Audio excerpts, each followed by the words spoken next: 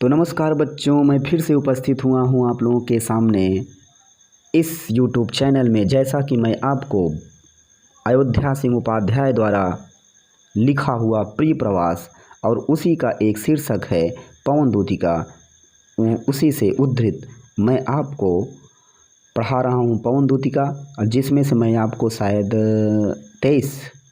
22 पद पढ़ा दिए हैं। और आज अब सुनिए आप लोग 23वां पद। सूखी जाति मलिन लतिका जो धरा में पड़ी हो, हे पवन दूतिका। सूख रही कोई मलिन लतिका, कोई मुरझुराई हुई लता धरा में जो पड़ी हो, यदि धरती पर कहीं दिखाई दे।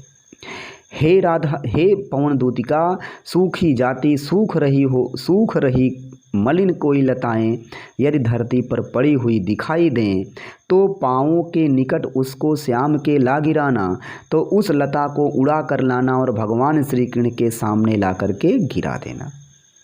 तो पाँवों के निकट, तो भगवान श्री कृष्ण के चरणों के निकट उसको श्याम के ला गिरा देना, भगवान श्री कृष्ण के चरणों के निकट ला करके उस लता को गिरा देना जो अत्यधिक मुरझुराई हुई हो और सूख रही हो।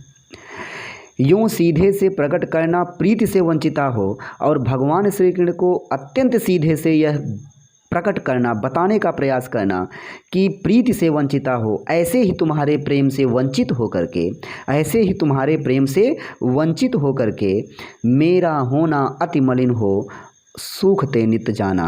राधा जी भी अत्यधिक मलिन होकर के, अत्यधिक दुखी होकर के सूखते नित्य जाना, नित्य प्रतिदिन सूखती हुई चली जा रही हैं।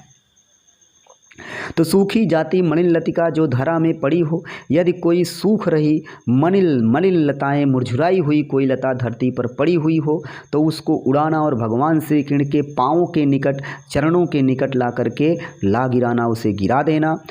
यूँ सीधे से प्रकट करना प्रीत से वंचिता हो, और भगवान श्री कृष्ण को अत्यंत सीधे से यह बताने का प्रयास करना कि प्रीति से वंचिता हो, ऐसे ही तुम्हारे प्रेम से वंचित होकर के, ऐसे ही तुम्हारे प्रेम से वंचित होकर के मेरा होना अति मलिन, मेरा होना अर्थात राधा जी अपने लिए कह रही हैं कि मैं अत्यधिक मलिन होकर के, तुम्हारे प्रेम से वंचित होकर के राधा जी भी अत्यधिक मलिन होकर के, दुखी होकर के सूखते नित्य जाना, प्रत्येक दिन क्या हो रही हैं?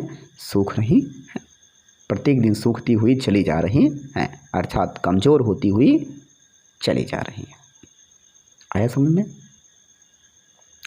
कोई पत्ता नवल तरु का पीत जो हो रहा हो, यदि कोई नवल तरु, यदि कोई नए वृक्ष का, यदि कोई नए वृक्ष का पीत हो रहा हो पत्ता, यदि कोई पत्ता नए वृक्ष का कोई पत्ता पीला हो रहा हो, जबकि नए वृक्ष के पत्ते कभी मतलब पीले नहीं होते, हरे भरे रहते हैं।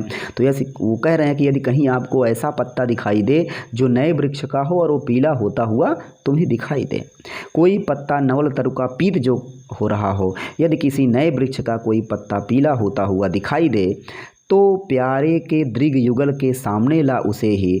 तो भगवान श्री कृष्ण के दृग माने आँखों के, युगल माने दोनों, तो भगवान श्री कृष्ण के दोनों आँखों के सामने ला करके उसको, तो भगवान श्री कृष्ण के सामने ला करके उनको, भगवान श्री कृष्ण के दोनों आँखों के सामने ला करके उसको धीरे धीरे संभाल रखना, और उसे यो बताना, उस पत्ते को धीरे धीरे संभाल कर भगवान श्री कृष्ण के सामने ला करके रखना और यूँ बताना, और उन्हें यह बताने का प्रयास करना कि पीला होना प्रबल दुख से प्रेषिता सा हमारा।